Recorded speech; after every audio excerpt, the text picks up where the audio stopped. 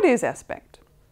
In the last lecture, we looked at the grammatical marking of tense in English, which is not difficult to understand, as we are familiar with thinking and talking about whether events happen in the present or past. It's a bit more challenging for us to understand what the grammatical marking of aspect is.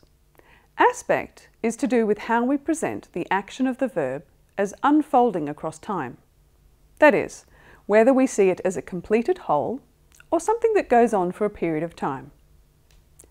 In this lecture, we are going to look at the two aspects that are marked in English, the progressive aspect and the perfect aspect.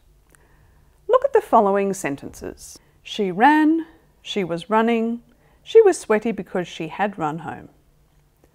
The verb groups in these three sentences, ran, was running, and had run, could be used to describe exactly the same event.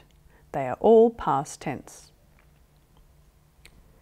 The difference between them is that she ran presents the running as completed whole, something that took place sometime in the past and is now over. She was running, on the other hand, presents the running as something that stretched over a period of time. It still took place in the past, but it is described as an event that was ongoing for some time. As for she had run, it presents the running as something that continued to have some relevance after it had been completed.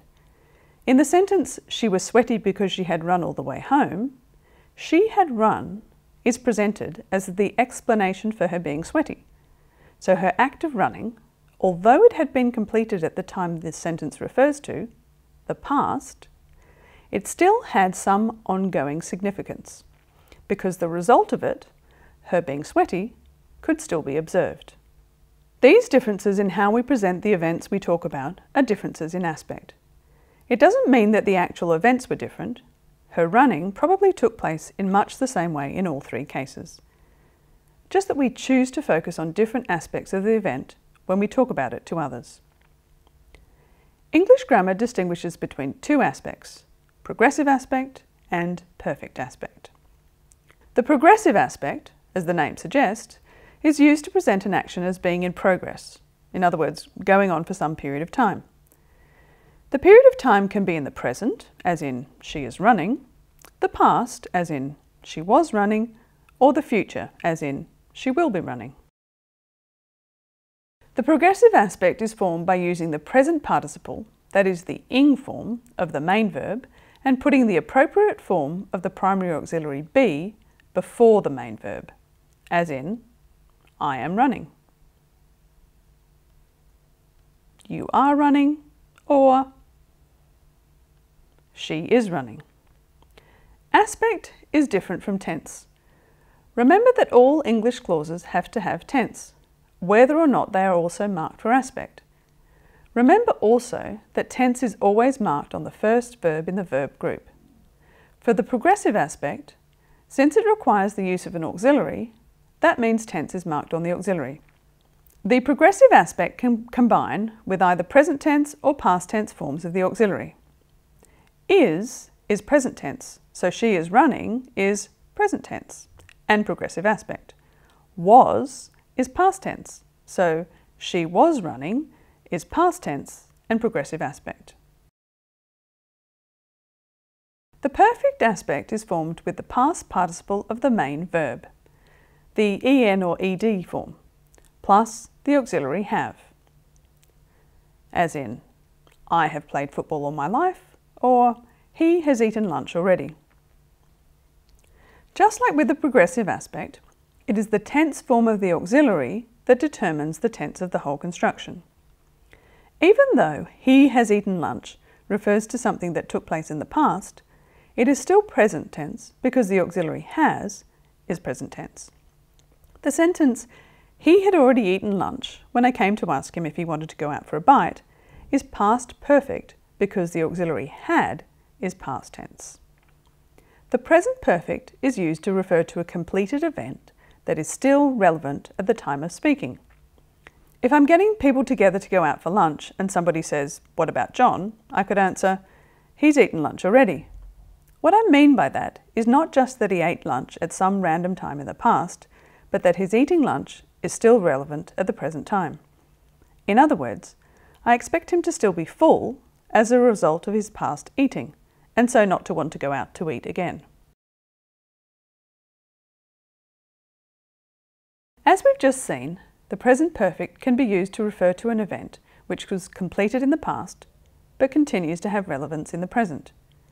It's also used for situations that started in the past and continue into the present.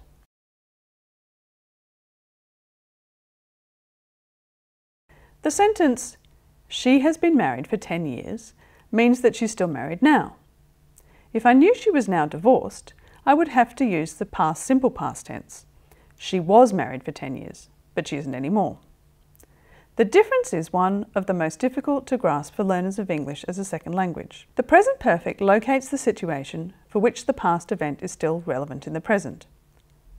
"He has eaten already" would be used if we're looking to go out to lunch now. But we can also talk about a point in the past at which some completed event was still relevant. Yesterday I asked John if he wanted to go to lunch with me, but he had eaten already. Here, the point at which his having eaten was relevant is in the past, yesterday.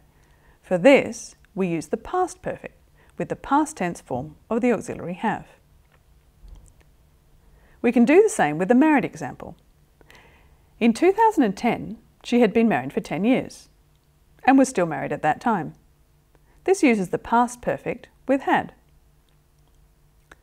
We can also use the auxiliary will together with the perfect aspect to talk about a future situation in which some completed event will be relevant, or some situation which started earlier will still be ongoing.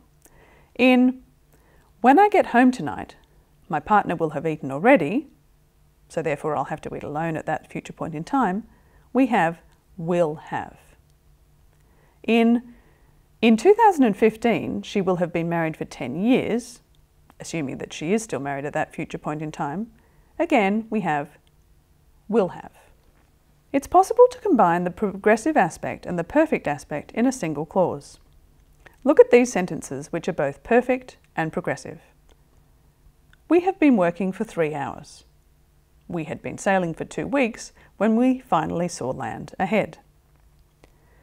The perfect aspect is marked first in the verb group, followed by the progressive.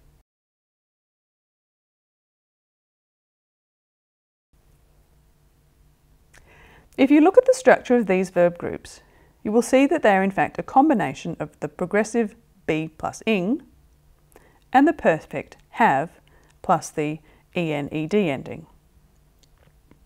The main verb takes the ing form and combines with the auxiliary be to form the progressive.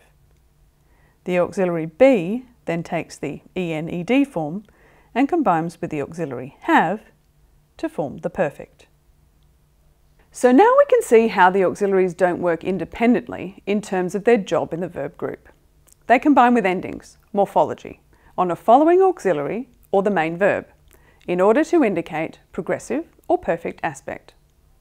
But there's still one thing missing in terms of what auxiliaries can do in the verb group. Hopefully you remember that we've shown you that there are 2 positions for the primary auxiliary be in the verb group. You can get 2 be's. So one of these positions is for be plus ing, indicating progressive aspect. The other is the last auxiliary position in the verb group that we need to look at, indicating passive voice. And that will be the topic of the next lecture.